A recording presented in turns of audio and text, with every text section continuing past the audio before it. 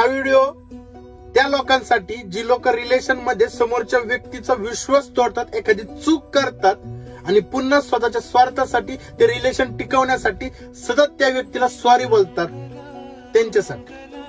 मित्रांनो लक्षात ठेवा, रिलेशन मधला विश्वास या कागदासारखा असतो.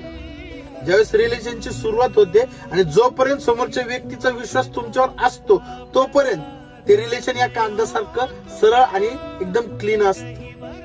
ज्या दिवशी रिलेशन मधला विश्वास तुटतो त्यावेळेस म्हणजे आता या रिलेशन मधला विश्वास तुटल्यामुळं हे रिलेशन असं झालं. तुम्ही किती जरी सॉरी बोललात, तुम्ही किती जरी समोरच्या व्यक्तीची माफी मागितली तरी सुद्धा या कागदासारखंच तुमचं रिलेशन पहिल्यासारखं क्लीन राहत नाही. म्हणून सांगायचं मला की